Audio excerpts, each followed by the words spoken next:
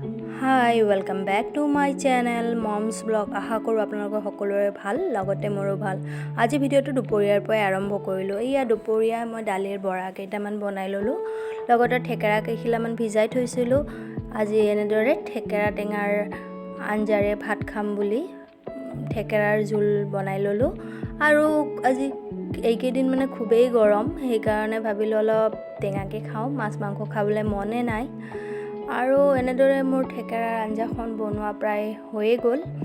তাৰপিছতে ইফালে চুনু আহিবৰো সময় হ'ল, দেউতাকে লৈ আহিলে। এয়া তাই আহিও পালে স্কুলৰ পৰা। অহাৰ পিছতে মই নেমু পানী অলপ খাবলৈ দিলোঁ, বহুতেই গৰম লাগিছে তাইও অলপ নেমু পানী খাই ল'লে। আৰু ইফালে চাওঁ যে পাৰ্চেলো এটা আহিলে, মই অৰ্ডাৰ দিছিলোঁ মস্কিটো নেট, খিৰিকীকেইখন মেলিলে সোমাই যায় সেইবাবে। আৰু দেখিছোঁ প্ৰডাক্টটো ভালেই আহিছে, মিছ'ৰ পৰা অৰ্ডাৰ দিছিলোঁ। আৰু আনফালে মই এনেদৰে থেকেৰাৰ জোলেৰ বনোৱাৰে ভাত খাই ল'লোঁ চুনু আৰু মই।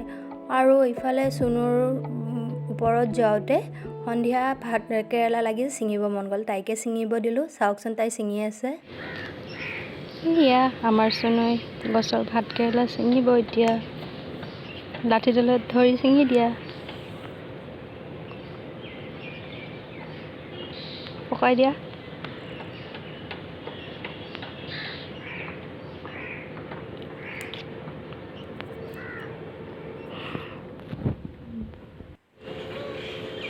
আমাৰ চুনুই দুটা ভাত কেৰেলা ছিঙিলে গছৰ পৰা।